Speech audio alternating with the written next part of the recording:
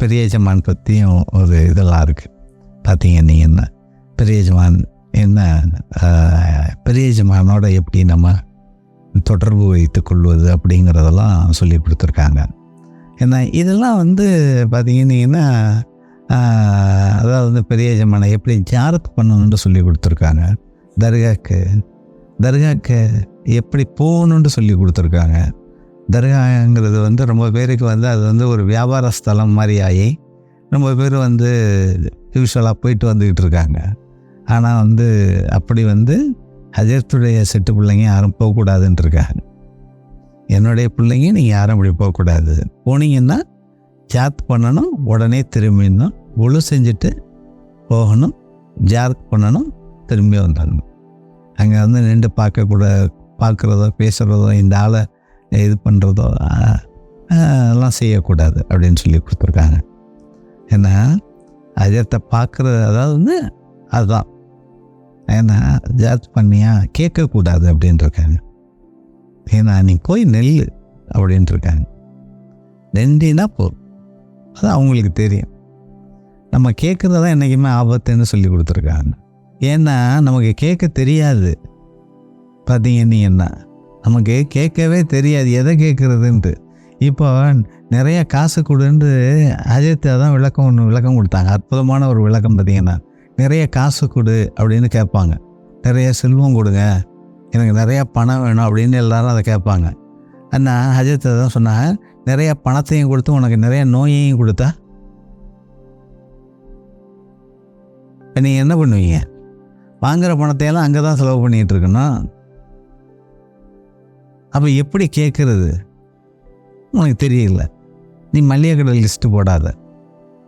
நீ போய் அப்படியே நெல் அப்படியே நீ நின்றுட்டு வந்துடு.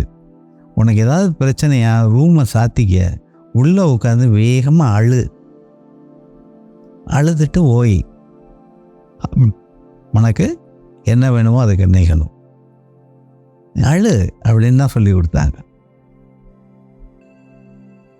ஏன்னா அப்படியே உட்காந்து அழு. நீ அப்படியே உட்காந்து எஜமான நீ ஃபோக்கஸ் பண்ண உனக்கு அழுகை தானாக வரும். அப்போ உன் மனசில் இருக்கிறது என்னங்கிறது அவங்களுக்கு பாஸ் ஆகும். ஏன்னா அவங்க இறந்து போயிட்டாங்கன்னு ரொம்ப பேர் சொல்லிக்கிட்டு இருக்கிறதெல்லாம் கிடையவே கிடையாது. எஜமான ஹஜரத்தும் வஃபாத்தே ஆகலை, ரசூலுல்லாஹ் யாருமே வஃபாத்தே ஆகலை. பார்த்தீங்க நீங்கள் எல்லாரும் இருக்காங்க.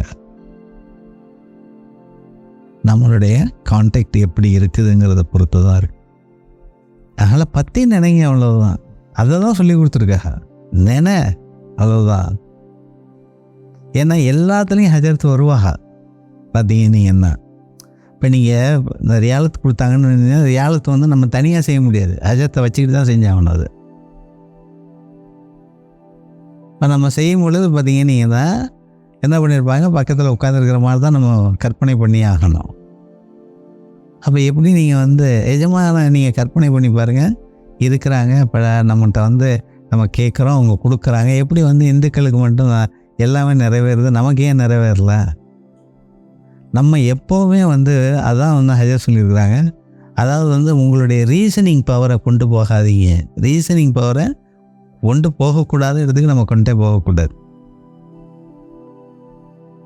ஒன்று இப்படி நடக்குதான் அப்படியே நம்ம வாங்கிக்கணும், அவ்வளோதான். பார்த்தீங்க நீங்கள் நம்ம ரீசனிங் பவர் இதனால் இருக்குமோ அதெல்லாம் கிடையாது. நம்ம அப்படியே ப்ளைனாக ஒப்படைக்கணும். ப்ளைனாக இதுக்கான நமக்கு ரிசல்ட் வந்துடும். என்ன பார்த்தீங்க நீங்கள் தான் அந்த ரிசல்ட் நமக்கு ஏன்னா அதெல்லாம் ஒரு பெரிய இது. பார்த்தீங்க நீங்கள் அவங்களெல்லாம் அங்கே போன பிறகு தான் தெரிஞ்சிச்சு, ஹஜரத்திட்ட போன பிறகு தான் தெரிஞ்சிச்சு பெரிய எஜமான்டா யார் அப்படின்னு, பேர்பட்டவங்க, எப்படிப்பட்ட ஒரு ஊர் நம்ம ஊருன்னு.